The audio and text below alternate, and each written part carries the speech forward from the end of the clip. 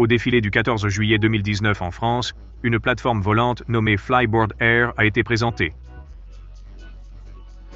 L'engin peut atteindre 200 km/h, monter à 3 km et voler 30 minutes sans escale. Et transporter une personne avec une charge totale allant jusqu'à 200 kg. Lors de la démonstration publique, la vitesse du Flyboard Air était limitée à 140 km/h. L'altitude max était 150 mètres. Le vol durait 6 minutes, avec une charge utile de 100 kg.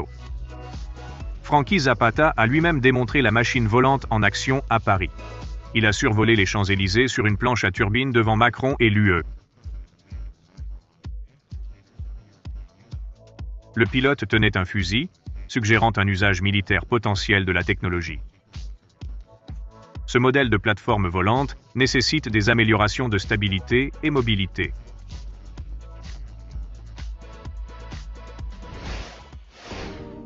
La start-up russe Oversurf a présenté une moto volante électrique. Classé véhicule ultra léger, il peut être piloté sans licence de pilote. Scorpion 3 moto volante avec un cadre en fibre de carbone qui allège jusqu'à 114 kg. Une nouvelle hybride de 12 kW capable de fournir 10 à 25 minutes de vol, selon la météo et la poids du pilote. Et aussi, la télécommande avec déjà 40 minutes de vol en mode.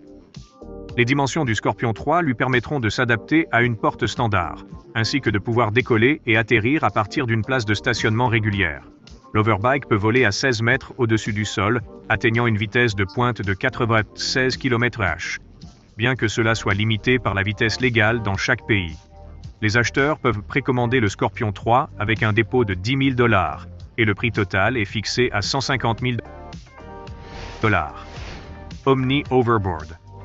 En 2015, Alexandru Duru a présenté son Omni Hoverboard au monde entier et a même réussi à se faire connaître dans les médias en obtenant une entrée dans le livre Guinness des records en volant à 276 mètres au-dessus d'un lac à une hauteur de 5 mètres. Depuis, l'inventeur canadien d'origine roumaine travaille sur une version commerciale de sa machine volante et a déjà obtenu des brevets. L'Omni Hoverboard est propulsé par 8 hélices. La batterie dure 1,5 minutes de vol, mais Duru travaille à améliorer le temps de vol. JB11. La société américaine Jetpack Aviation a présenté un nouveau modèle de jetpack appelé JB. Contrairement au modèle précédent, ce nouveau jetpack peut atteindre 320 km/h. L'entreprise a dévoilé un prototype du jetpack au CES 2018. Les jetpacks, souvent créés par des passionnés, sont maintenant produits en série par plusieurs entreprises, dont Jetpack Aviation.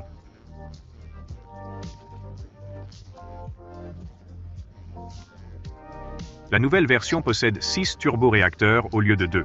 Grâce à cela, la vitesse maximale du jetpack a considérablement augmenté.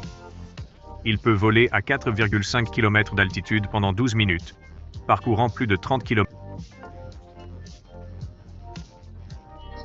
La défense civile de Dubaï a déjà annoncé l'achat de ces véhicules, qui les utiliseront en cas d'incendie dans les immeubles élevés, dont l'accès peut être difficile. Martin Jetpack. Il y a peu, cette idée semblait folle, mais cette année, le jetpack pourrait être commercialisé.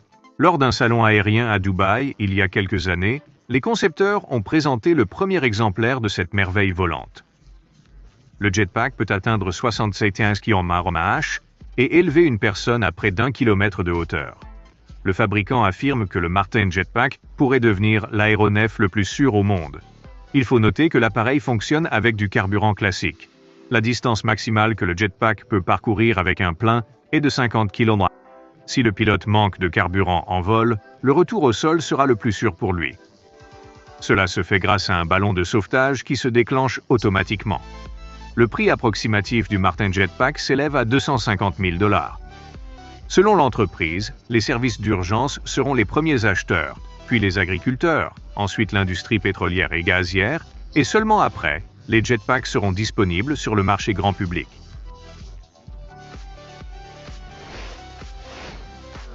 En juillet 2018, Gravity Industries a lancé une combinaison volante, façon Ironman. Imprimée en 3D, elle est équipée de 5 moteurs fonctionnant au kérosène et au diesel. L'engin atteint 90 km/h mais 50 km/h sont recommandés pour la sécurité.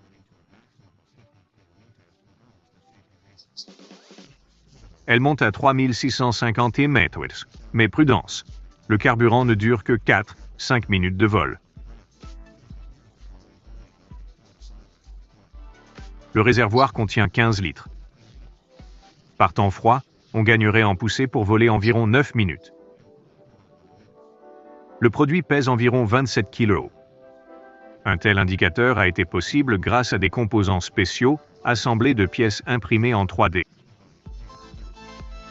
Gravity Industries n'est pas seule à créer des machines volantes personnelles, mais fut pionnière dans leur production en masse. La start-up californienne Kitty Hawk, soutenue par Larry Page, a dévoilé le prototype du Kitty Hawk Flyer, un engin volant personnel. Cet appareil ultra léger peut élever une personne et voler à 32 km/h pendant 20 minutes, entre 1 et 3 mètres de hauteur. Le vol du Kitty Hawk Flyer est assuré par 10 moteurs distincts, fonctionnant de manière indépendante. Beaucoup comparent cet engin à un multicoptère géant, conçu pour voler au-dessus de l'eau jusqu'à 10 mètres de haut.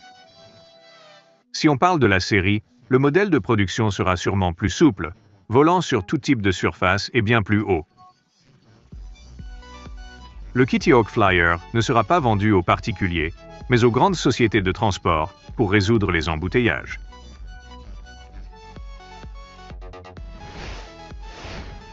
Début juin 2021, on a vu la démonstration du premier hélicoptère sac à dos au monde.